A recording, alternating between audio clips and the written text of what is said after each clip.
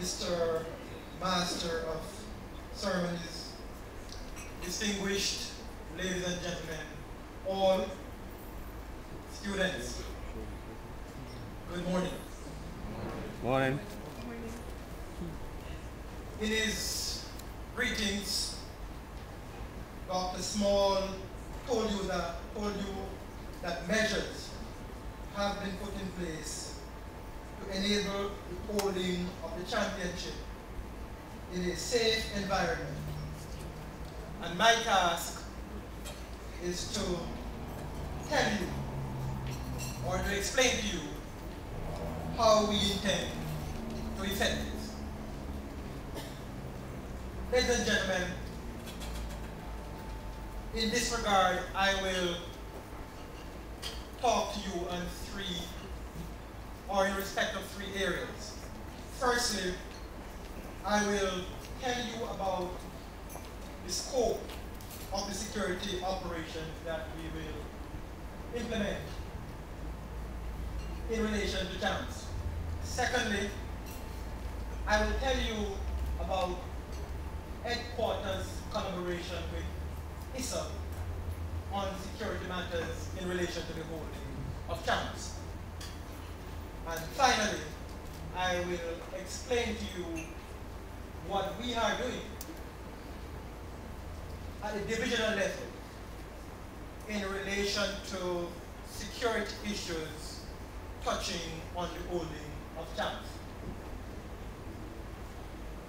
The latter or the last of the points that I will speak to you on is particularly of importance to me because I am the Assistant Commissioner with responsibility for much of the corporate area, and as such, the day-to-day activities in relation to the conduct of everyone, in relation to all the issues leading up to jams is very important. The scope of our security operations. Ladies and gentlemen, students, the scope of the operation embodies interagency collaboration among a number of stakeholders. It includes ISSA, which collaborates with police, fire department, ODPEN, private security officers. Because security spans a large number of areas and transcend all right, no problem. police. Yeah, man. We'll talk a little later. However, Yeah.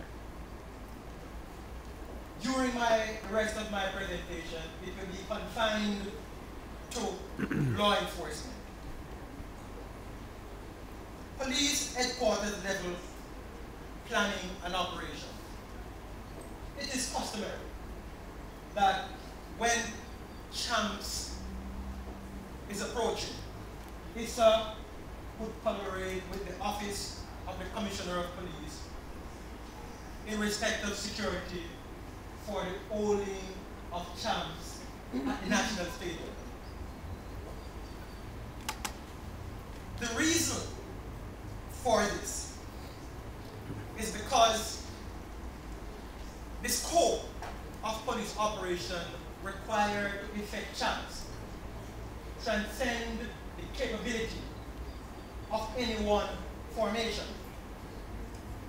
And in this regard, it required a central entity in the force which has oversight responsibility for all the formations in the force to bring all the resources together in order to do what we need to do from a policing point of view. And for your information, for example, the search center has to be brought on board. The telecom department has to be brought on board. The criminal investigation branch has to be brought on board. And a number of operational units, such as the mobile reserve, the motorized patrol division, etc. And that is the basis for headquarters taking responsibility for the actual planning and execution of the security of champ from the point of view of policing. And the object, or rather the objective of the plan, are simple. Firstly, it is to prevent and detect crime. And secondly, to arrest or prosecute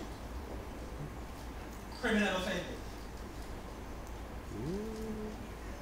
And finally, and equally important, to collaborate with ISSA in relation to the development and implementation of procedures in relation to the holding of child. Very, very important. They are the rules that ISSA made governing how you will operate when you come to this field. And we support ISSA in that regard in relation to the implementation of these procedures. And I will go quickly into the procedures, some very important procedures.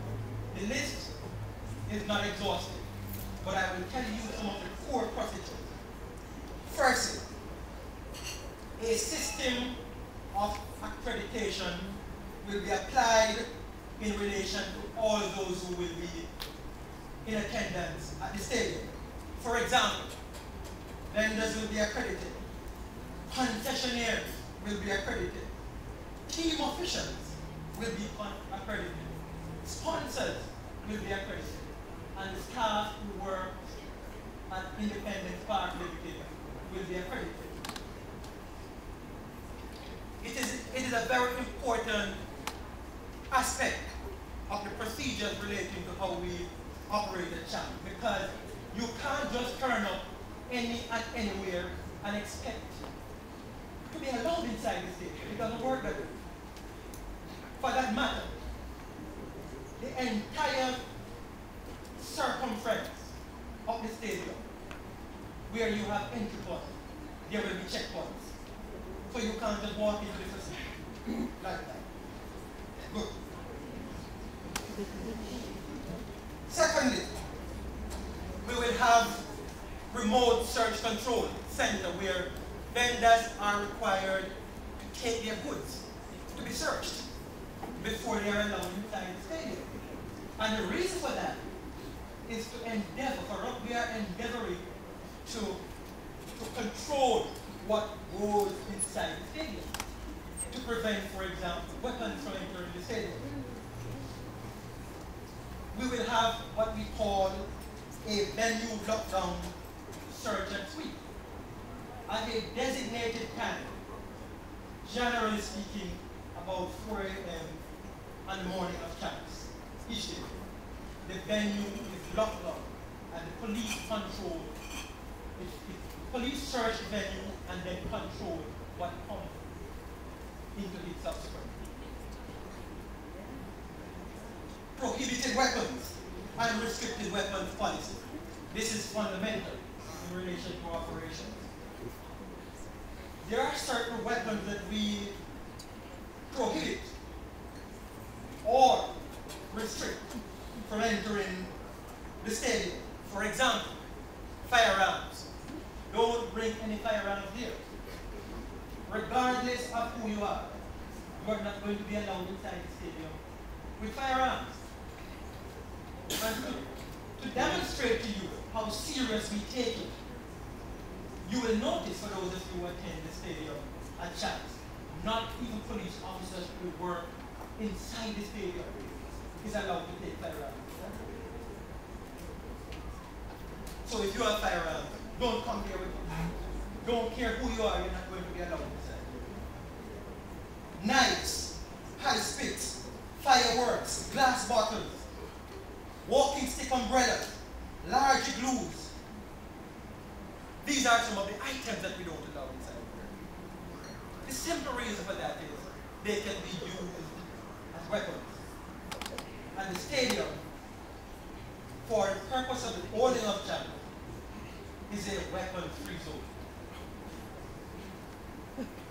We will also have in place, in terms of the procedure, an ejection policy. What does this mean? It means that one of the conditions for the entry of spectators into the stadium is for you to be on your best behavior. And so, if you come inside here and you behave in a disorderly manner, commit crimes, you are going to be put out of the stadium.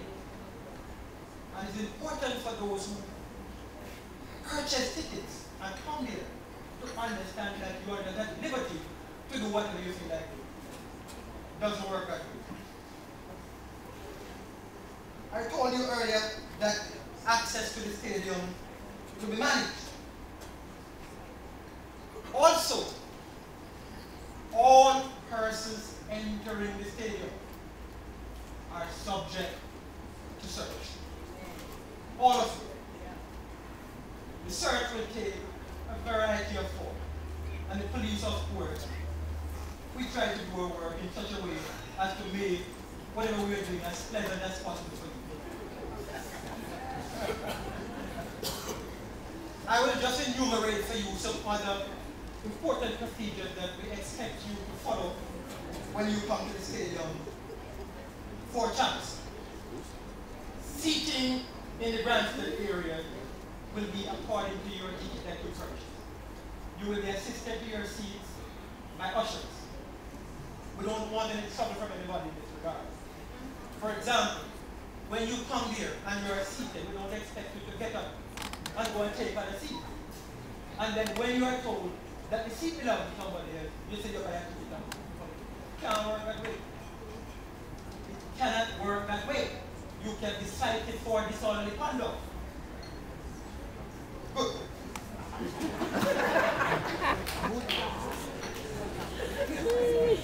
We are going to ask you also to keep the aisles clear. It's very important. It is for your own safety and the safety of all others who are in attendance at the camp.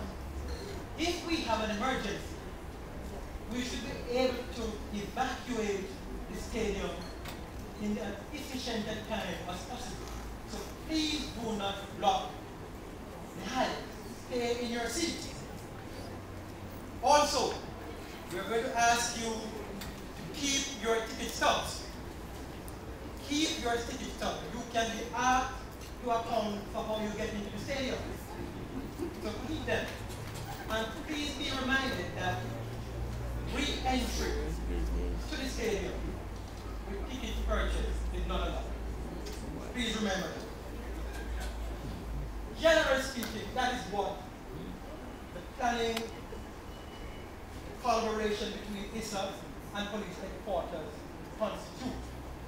Except to tell you that close to the holding of the champs, we normally have a site visit in order to strategize in terms of how we are going to operationalize our security activity on the day of the champ. In terms of the divisional level planning and operation, this is also a very, very important part of our security operation. And you will see why I said so. Essentially, it constitutes the background proactive strategies that we develop in order, leading up to champs, in order that we can have a safe champ. Because for the police, champs does not start or begin and end when it starts at the stadium. Our experience told us that it is not so. Why? Leading up to champs, we have what really should be a good thing, the inter-school rivalry. And sometimes it contributes to antisocial behavior. And I dare say it transcends mere antisocial behavior. Sometimes it involves serious criminal activities, such as unlawful woundings, assaults, and you know, any of these offenses by extrapolation that lead to death. So we have to plan to deal with these things leading up to champs. But we try to be kind. and work with the stakeholders, in particular those who may make trouble. So what do we do? Firstly, we plan a number of activities geared at mitigating, preventing, enabling the stakeholders, and in particular the rivals, to stay on the path that we desire, which is to be peaceful. And I'm going to enumerate, in the interest of time, to you some of the things that we have been doing. The stakeholders. And the stakeholders include ISSA, police, the Ministry of Education, principals of schools, deans of discipline, student body reps, such as head boys and student council reps. And some of the things that we have been doing are: 1, Peace for Champs. Oh, it is unbelievable, beautiful. Peace for Champs. And ironically, it is the students who are providing leadership in this regard. The stakeholders come together and they plan a number of activities aimed at getting students to conduct themselves in a peaceful manner. And it culminates in some subsidiary activities. For example, I heard one of the ladies speak to it earlier. We're going to be having a peace march leading up to Champs. And I am advised, Dr. Small, that you intend to award to the school or that individual who contributes to peace, most of all, during the period leading up to Champs, a trophy. And I'm looking forward to see who you're going to be handing that trophy. Also, we have a church service that is planned to commemorate what we are doing. There's ongoing public education, and we have developed posters to be put in public places where we believe that the message that we are endeavoring to communicate can be seen. But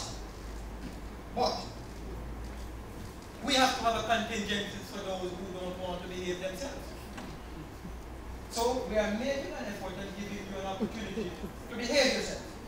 But in the event you decide not to behave yourself, the police will never vacate its responsibility to enforce the law. Never. Lurking behind everything that we're doing is a great anticipation to enforce the law in relation to those who break it. That's how we do business, especially in areas. So, what are some of the things that we are doing currently? We are monitoring student behavior by having morning and evening patrols in school zones. We do so along routes leading to school and from school. Transport center, public passenger vehicles, and at school itself through lectures with our school resource officers. So far, ladies and gentlemen, and I think the students need to be told this, our observation since 2009 through this year is that the work that we are doing as partners is paying off. For example, in relation to 2010 compared to 2009, we noted a 42% drop in crime, actual crimes that were committed in relation to the owning of Champs by individuals. A 42% compared to 2000. And today in 2011, we have noted a 50% drop in criminal activities related to Champs. So it tells us that we are doing something.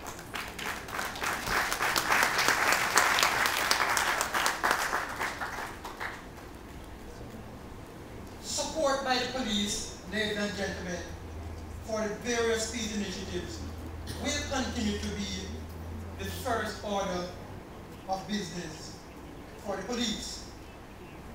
However, as I said to you earlier, I want to tell you quietly that in the event fails to do what we expect of them in relation to their conduct, the police is prepared to make them be made to conduct themselves properly. Let me conclude by wishing ISSA, the competitors at Champs, supporters at Champs, the sponsors, and all others who are associated with Champs, a peaceful and successful Champs 2011.